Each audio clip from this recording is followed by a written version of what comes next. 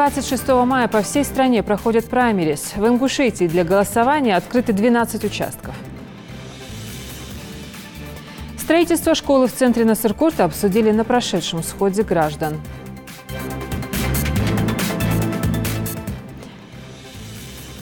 Высоко взлететь, точно приземлиться. Ингушская сборная готовится к соревнованиям по парашютному спорту.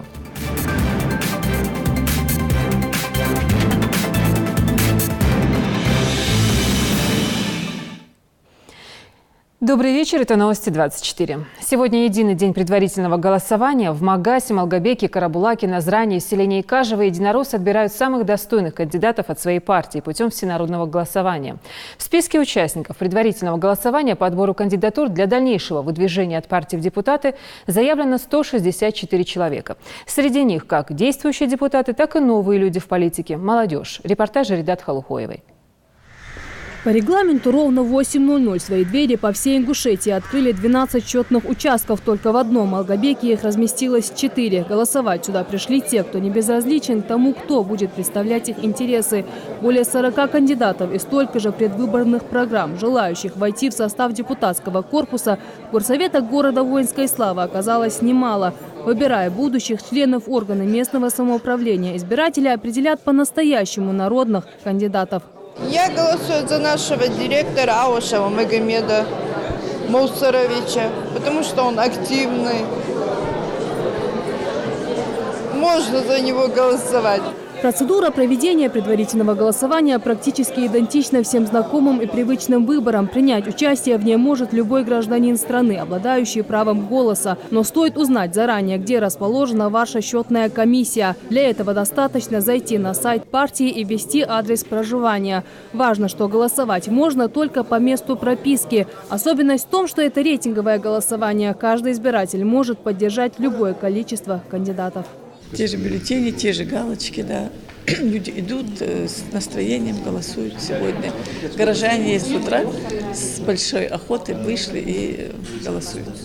Сами единороссы называют это мероприятие даже не предвыборным голосованием, а возможностью посоветоваться с населением в выборе будущих кандидатов.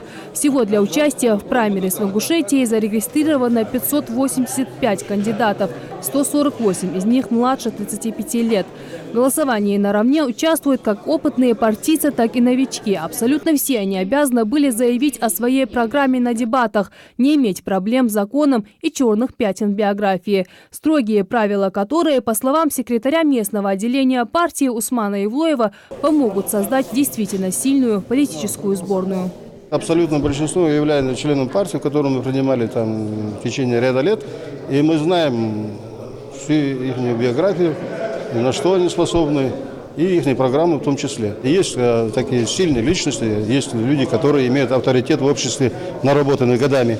Ну, есть молодые, которые пока учатся, но тем не менее, они амбициозные люди, они хотят стать депутатами. И хорошие программы они озвучивали, когда у нас были дебаты.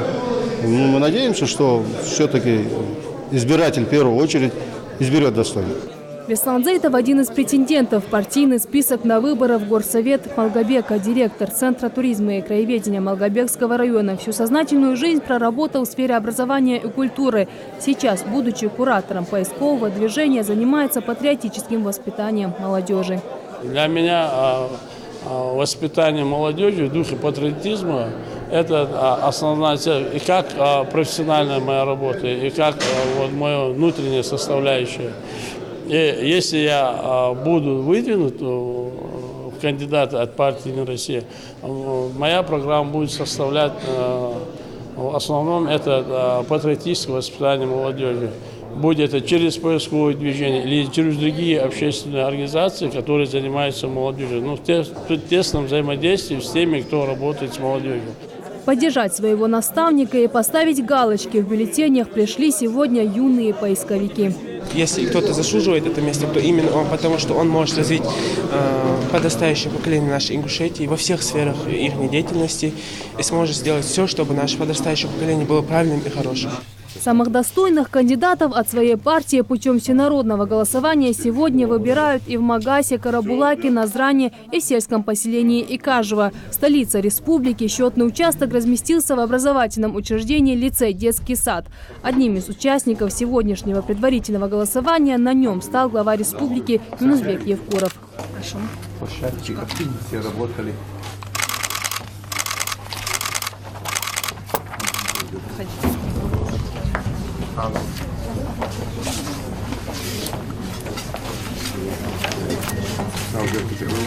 Сегодняшняя явка избирателей оказалась на порядок выше самых смелых прогнозов. Студенты приходили целыми группами. Для многих из них это первое голосование в жизни. Ну а представители старшего поколения, отправляя бюллетень в ящик, надеются, что те, кому они отдали свой голос, будут стараться на благо Родины.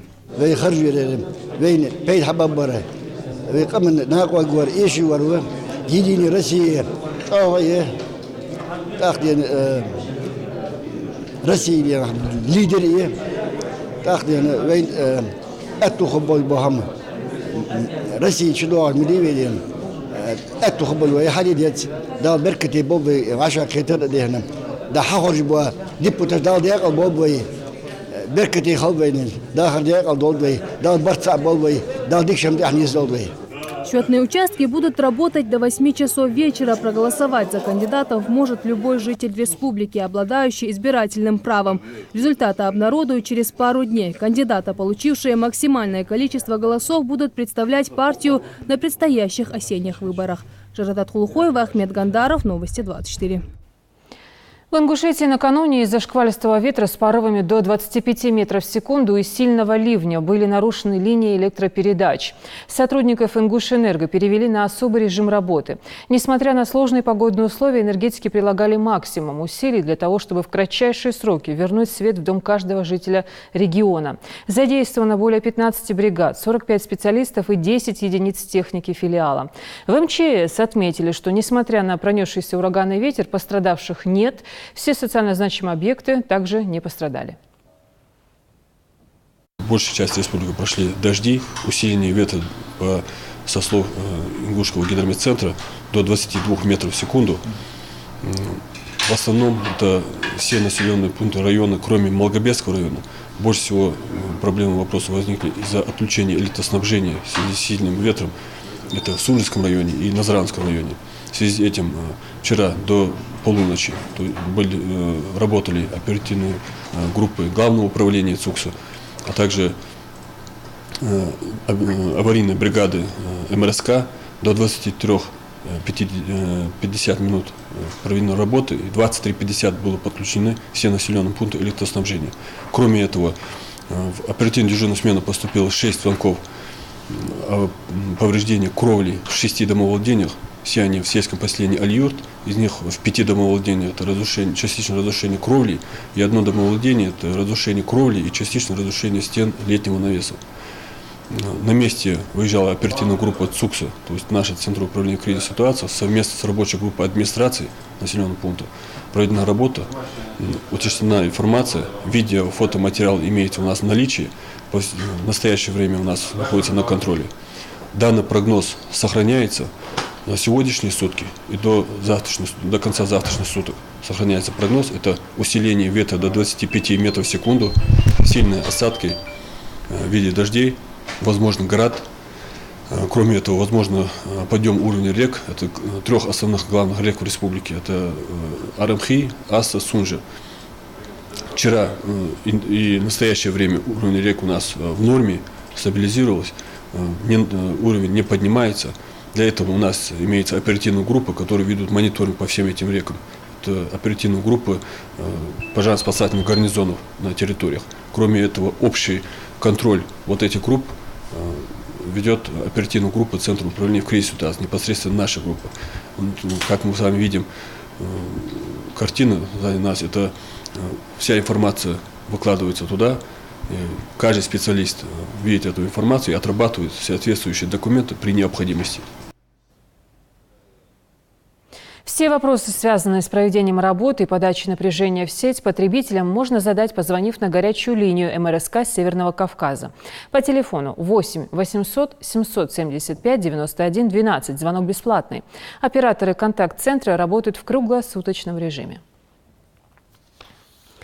Инозбек Евкуров поддержал предложение по совершенствованию Уголовно-исполнительного кодекса России, представленное ему на рассмотрение на встрече с членами Общественной наблюдательной комиссии республики.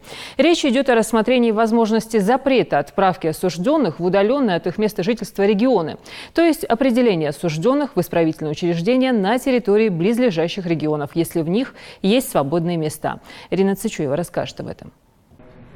С предложением о внесении изменений в Уголовно-исполнительный кодекс России, статья которого запрещает отправку осужденных в отдаленное от их места жительства региона, выступила уполномоченная по правам человека в России Татьяна Москалькова еще в начале прошлого года. Так предполагается внести некоторые изменения в кодекс, согласно которым определение осужденных будет осуществляться в исправительные учреждения на территории близлежащих регионов, если в них есть свободные места. Значит, инициировать внесение изменений в Уголовно-исправительный кодекс касательно того, что если, там вот сейчас вот такая формулировка, если на территории субъекта отсутствует возможность для отбытия наказания, его переправляют в другой регион. Добавить одно слово близлежащий регион. То есть имеется в виду, если есть свободные места в близлежащем регионе, то преимущественно в этот регион.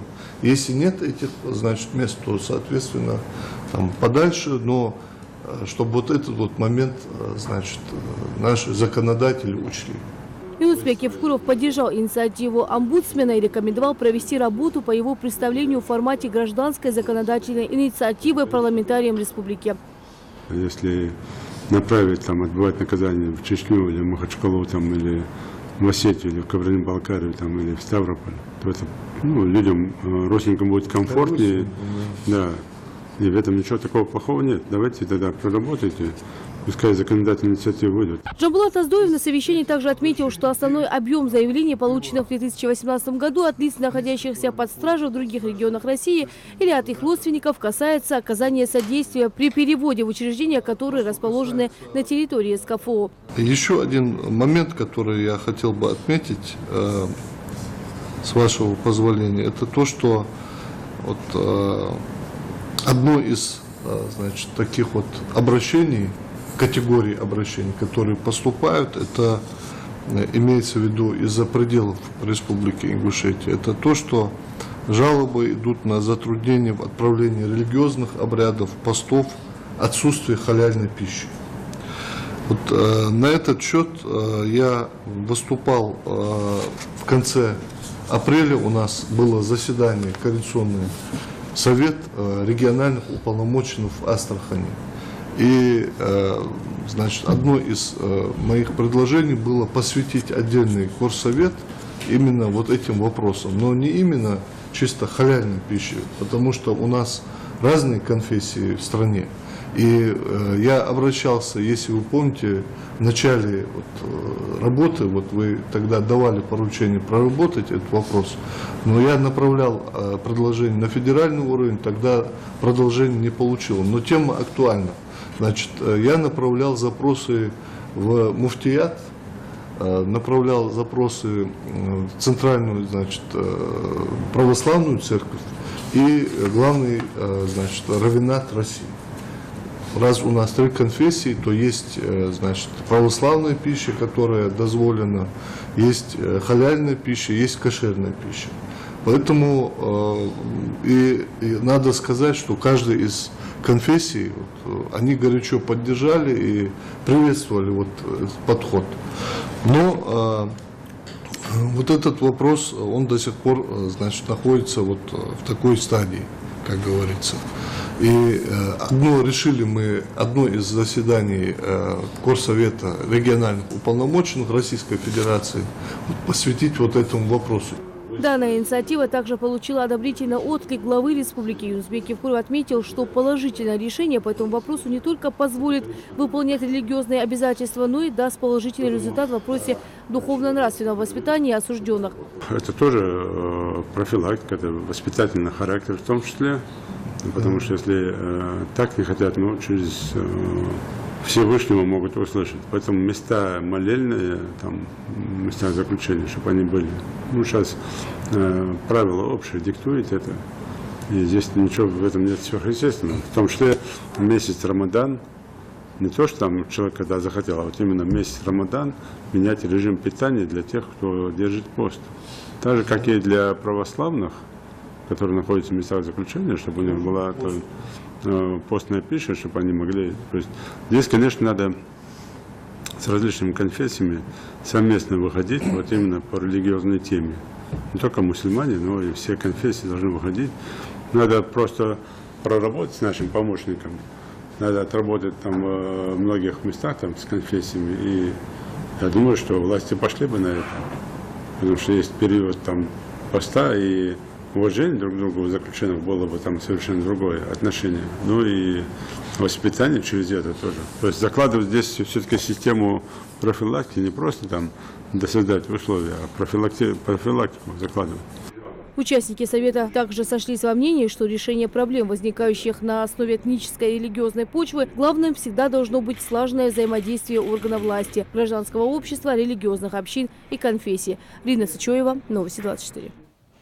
С 2008 года в Ингушетии построено и реконструировано 54 школы. Одним из главных достижений последних лет, и это факт, стало решение проблемы трехсменного режима обучения в общеобразовательных учреждениях региона. На подходе возведение еще одной альма-матер на 220 мест. Ее планируют строить в сельском поселении Насыркорт. Там по этому поводу даже прошел сход граждан. Диана Дударова с подробностями. Главный вопрос, ради которого и собрались присутствующие, есть ли необходимость в новой школе. Встреча проходит на самой площади, где и планируется строительство образовательного учреждения на 720 мест. Этот земельный участок находится в районе Насыркортской мечети и МЧС, в центре селения. Жители единогласно одобрили возведение нового социально важного объекта для села.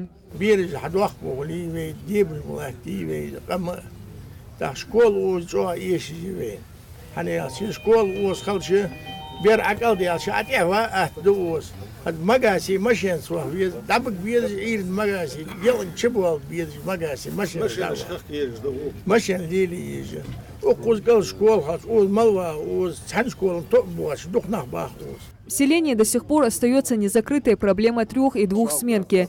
Дети близлежащих улиц – Ноябрьская, Партизанская, Халмурзиева, Берсанова, Западная, Южная – из-за отсутствия школы поблизости вынуждены добираться до образовательных учреждений, преодолевая внушительное расстояние. школе ох, до 10-й школе ох, а то до 5-й школе ох, до бед хаят школе ох, приходится машинами возить через трассу, не можете где-то едешь. Хон ос действительно, хон ос школа есть, хае обязательно ос есть сяж, сакпуквас, школа есть же берешь, хахул жлатыш, только берешь, да. Ведь ихин есть, хахул жлатыш, поколение есть, школа есть, спортивный клуб есть, заниматься где, спортивный школа ждет. Да, молдал, хамд есть ос, удобство, школ есть ос, огуна бах, шнаха, удобство, школ есть ос, качат, хода ухдуаться ждет. Еще несколько лет назад глава региона определил эту территорию под будущую школу, ФОК и детский сад. Общеобразовательное учреждение стало первым соцобъектом, с которого решили начать строительство. Но после определения срока возведения стен будущий альма-матер объявились те, кто стали заявлять свое право на часть этого участка. Мне неизвестные, это по словам подрядчика, пришли и сказали, говорят, это наша земля, мы не дадим строить. Да. На каком основании? Оснований никакого не было. Были просто оснований не было. Владельцы участков были приглашены на сегодняшнюю встречу, но так и не явились озвучить свою позицию. Старейшины села отметили, что ничего не может быть важнее будущего подрастающего поколения. А такие социально значимые объекты играют важную роль в воспитании и развитии детей. И никто не имеет права претендовать на земли в центре селения.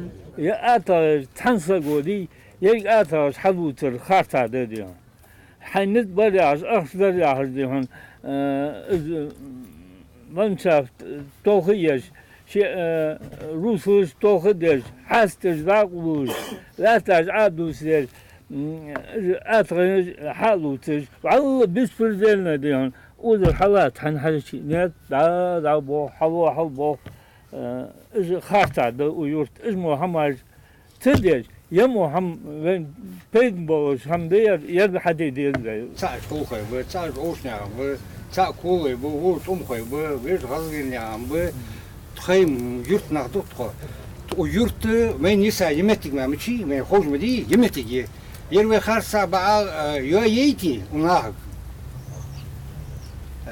يوك يخير تباش ناخ بين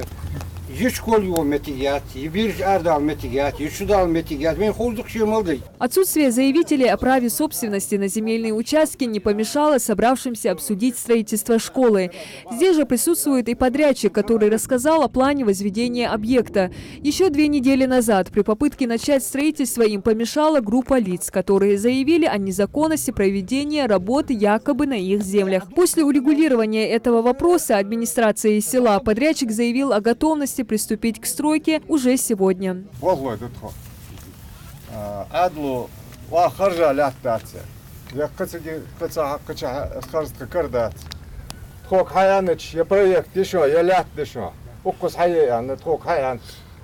Заказчики адл государство. Даху, если у хаячханы, что у сдахж нахмад еще. Тон цакка нукле ягиалыш, хандале тоуз дуат датсерие. Тон здесь дат, тоуз там беде акадат, тон дой бол хабя, то бол бя качественно. Ваш шадашет долыш, шаряза худ долыш. Полностью бол хабя тодават из школ начали. Жители также отметили важность таких соцобъектов для занятости села. Новая школа на 720 мест позволит создать около 100 рабочих мест.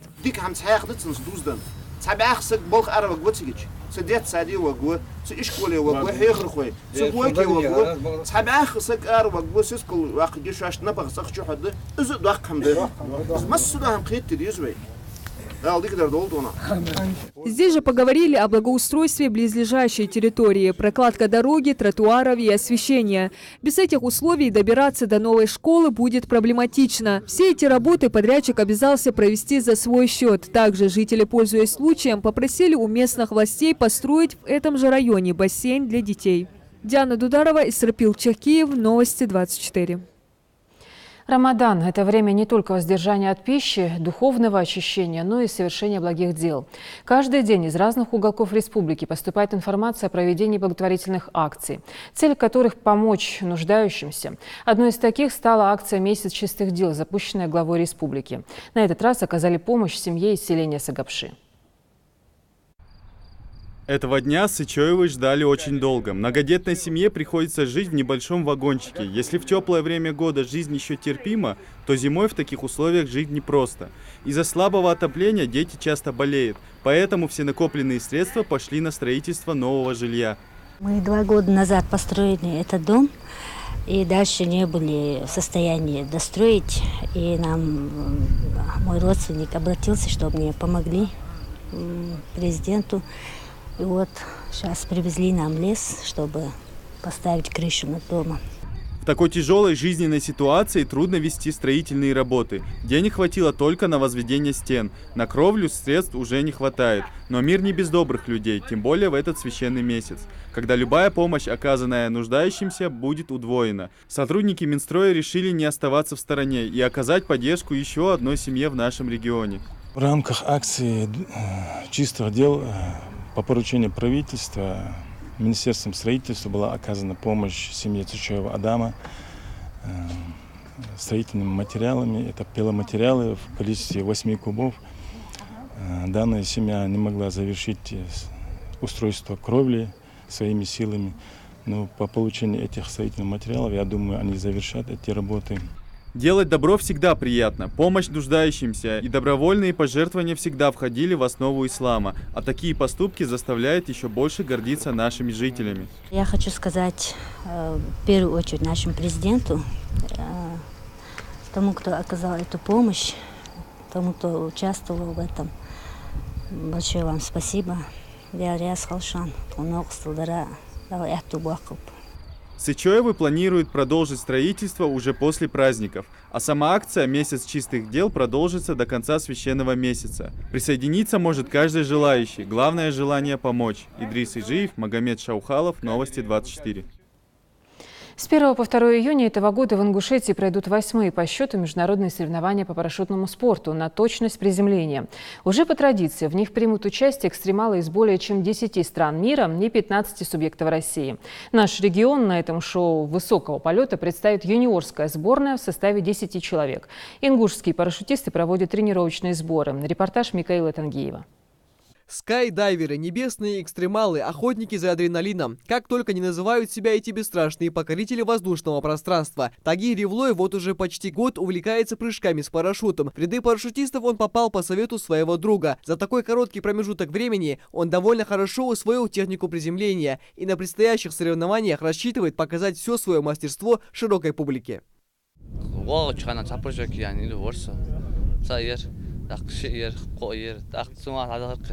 Чамчи бербери. А уже мас прыжок я хай. Да, ханс. Тагана 40 прыжок я касанс. Ханс 50. Каждый из них совсем недавно пришел в этот вид спорта, и поэтому ребятам не терпится как можно быстрее совершить свой очередной прыжок. Собрать рюкзак и проверить снаряжение – обязательные условия перед тем, как взлететь. От того, как правильно укомплектован парашют, зависит без преувеличения жизнь спортсмена. Инструктор жбот хуцай сели багас кабы сар проверки кесон хун. А харца гуляй может худы? Харца гуляй хаш харца гуляй гуляй. Проверки. Проверки сейчас хуца проверки ще мы действует парашют. Це запасное что безопасно дома. Спустя какое-то время тренер дает команду идти к самолету. Первый прыжок парашютисты совершают на высоте 1200 метров. Нашему оператору также позволили взойти на борт. Правда, не чтобы прыгнуть вместе со всеми, а с целью запечатлеть момент прыжков.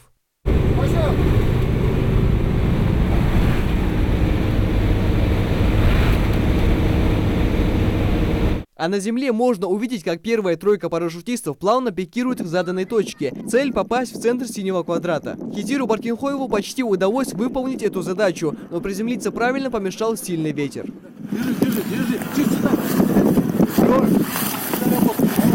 Вы видите, ветер сейчас сильный, контролировать тяжело, парашют управлять куполом тоже тяжело, тем более малоопытному человеку. И поэтому немножко не точно получилось. А так стараемся, в дальнейшем будем улучшать результаты. Акцентируемся на то, чтобы приземляться более точно. Спортсмены тщательно разбирают каждый прыжок, выявляют ошибки и недочеты. Каждая прыжковая система показывает, как усвоен материал. Повышение уровня и качества прыжков с парашютом – основная задача учебно-тренировочного сбора. Вот мы проводим уже второй учебно-тренировочный сбор. Ребята уже освоили 2 типа парашюта, сейчас прыгают на 3-м уже виде парашюта. Это парашют Мальва 24, крыло, уже имеет по 50, от 40 до 50 прыжков.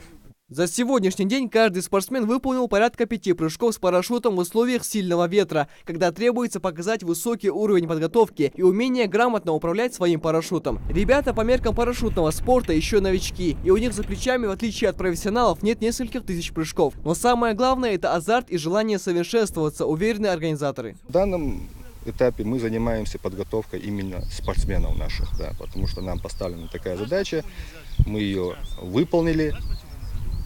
Наши парашютисты, мы за 2 месяца сделали очень серьезную работу, действительно. И с помощью гостей, которых мы позвали на помощь, вот Руслан Абдулатипов вам представлялся, разговаривал с вами.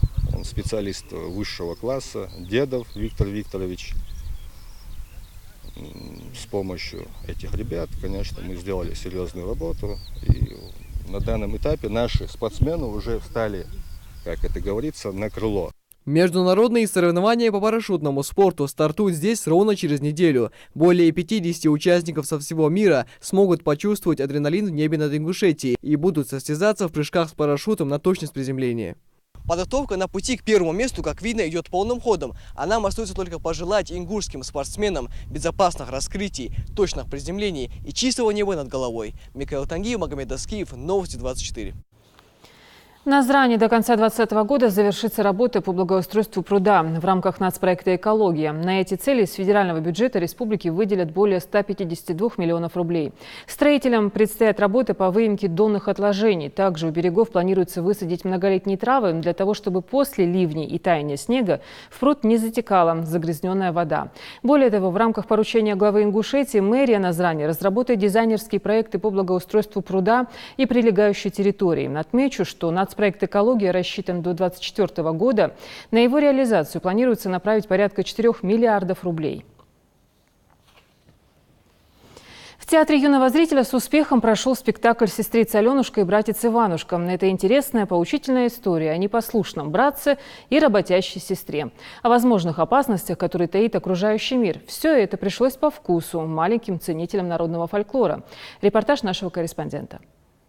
Мне простой вороной навеки, но не бывать этого, слышите, не бывать. При мне еще моя колдовская сила. Готовы? Актеры театра юного зрителя с первых же минут сумели оживить зал. Посмотреть очередной спектакль советского рисованного мультфильма, снятого в 1953 году Ольгой Ходатаевой по мотивам одноименной русской народной сказки «Сестрица Аленушка и братец Иванушка». Пришли дети из разных школ. Маленькая Аиша Тумгоева и раньше была на подобных представлениях, но признается, что сегодняшнее выступление актеров-кукловодов она запомнит надолго. Сегодня мы с нашим классом и всей нашей школы пришли в этот театр юного зрителя. Это была очень интересная сказка Аленушки и его братице Иванушке.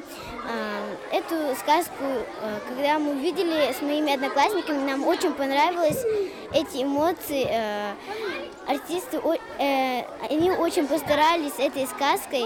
Это сказка о том, как важно слушаться старших, что такое хорошо и что такое плохо, какой стороны лучше придерживаться и нужно ли осуждать того, кто оступился. Каждый из этих юных зрителей видит ситуацию по-своему. Есть и те, кто готов поддержать отрицательного персонажа. Там было очень интересно. Там Бабайга очень хорошо обманывала их. Аленушку, купца. Стоит отметить, 2019 является годом театра, и с его началом дан старт активной работе с детьми и театральными зрителями. И сегодняшний день не стал исключением. Все программы, которые проходят под этой эгидой, приурочены к определенным мероприятиям, проводившимся не только в республике, но и в целом по России. Перед началом спектакля мы говорили о театре. Нами были выпущены специальные журналы. Это информационный журнал о театре. Мы знакомим детей с деятельностью театра, что такое театр, кто приходит в театр, как должны себя вести. И, конечно, там есть и театральные наши кроссворды. И хочу сказать, что сегодня вы видели полный зал. Наши дети всегда рады с нашими встречи с нашими героями сказочными. В ближайшее время артисты готовят новые театральные постановки. До конца года ожидается показ еще 2 спектаклей. Это «Али Баба и 40 разбойников» и «Чиполлино». Актеры-кукловоды готовы вновь оживить сказку для зрителя. Диана Дударова, Милана Хамчиева, Мака Дударова, Тамерлан Ужахов. Новости 24. Следите за новостями на канале Ингушетия и до встречи в эфире.